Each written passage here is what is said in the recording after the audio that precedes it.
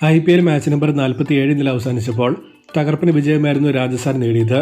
അതുകൊണ്ട് ഈ മത്സരത്തിന്റെ ഒരു റിവ്യൂ ആണ് ഈ വീഡിയോയിലൂടെ നമ്മൾ കാണാൻ പോകുന്നത്. വീഡിയോയിലേക്ക് കടക്കുന്നതിന് മുൻപായി ഇതുപോലെ കൂടുതൽ IPL വാർത്തകൾക്ക് വേണ്ടി ഈ ചാനൽ മറക്കാതെ സബ്സ്ക്രൈബ് ചെയ്യൂ.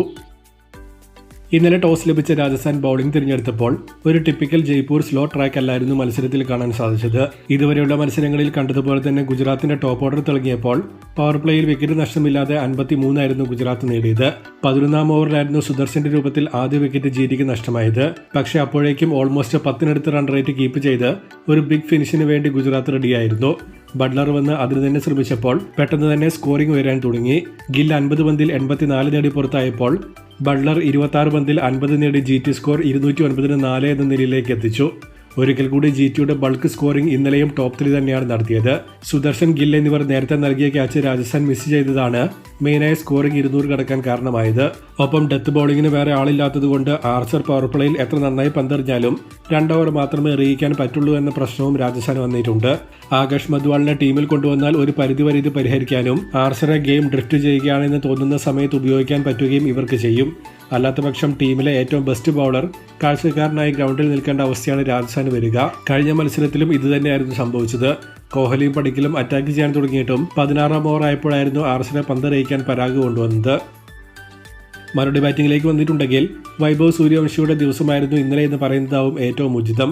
പവർ പ്ലേയിൽ തന്നെ വിക്കറ്റ് നഷ്ടമില്ലാതെ 87 രാജസ്ഥാൻ നേടിയപ്പോൾ വൈഭവ് ഈ സീസണിലെ തന്നെ ഏറ്റവും വേഗമേറിയ 50 5 ഓവറിനുള്ളിൽ തന്നെ അടിച്ചിരുന്നു. പവർ പ്ലേ കഴിഞ്ഞും അതേ ഫാഷനിൽ വൈഭവ് ബാറ്റ് വീശിയതോടെ കാര്യമായി ഒന്നും തന്നെ GT ബൗളേഴ്സിന് ചെയ്യാനില്ലായിരുന്നു. ബേസിക്കലി അവന്റെ ബാറ്റിൽ കൊള്ളുന്നതെല്ലാം തന്നെ ബൗണ്ടറിയിലേക്ക് പോകുന്നു എന്ന സിറ്റുവേഷനായിരുന്നു മത്സരത്തിൽ ഉണ്ടായിരുന്നത്. ഈവൻ എഡ്ജ് പോലും ബൗണ്ടറിയിലേക്കായിരുന്നു പോയിക്കൊണ്ടിരുന്നത്. ഒടുവിൽ വൈഭവിന് വേണ്ടി ഡിസൈൻ ചെയ്ത് വെച്ചതുപോലെ തന്നെ IPL ചരിത്രത്തിലെ വേഗമേറിയ 2ാമത്തെ സെഞ്ചുറിയും 11ാം ഓവറിൽ വൈഭവ് തന്റെ പേരിലാക്കി. ആ മൈൽ സ്റ്റോൺ ഈ 14കാരന് ലഭിച്ചു എന്നതായിരുന്നു സ്പെഷ്യൽ മൊമെന്റ്. സെഞ്ചുറി നേടിയ ഉടനെ തന്നെ വൈഭവ് പുറത്തായെങ്കിലും അപ്പോഴേക്കും അബദ്ധമൊന്നും കാണിച്ചില്ലെങ്കിൽ വിജയിക്കാമെന്ന നിലയിലേക്ക് രാജസ്ഥാൻ എത്തിയിരുന്നു. ഒടുവിൽ പരാഗ് ജയ്സ്വാൾ ജോഡിയുടെ പിൻബലത്തിൽ രാജസ്ഥാൻ മത്സരം 8 വിക്കറ്റിന് വിജയിക്കുകയാണ് ഉണ്ടായത്.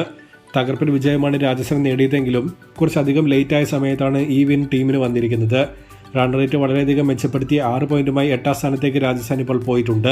ഗുജറാത്തിന് ആകെ ലഭിച്ച ഒരു ഓപ്പർച്യൂണിറ്റി തുടക്കത്തിൽ ബട്ട്ലർ നഷ്ടപ്പെടുത്തിയ ജയ്സ്വാളിന്റെ ക്യാച്ച് ആയിരുന്നു.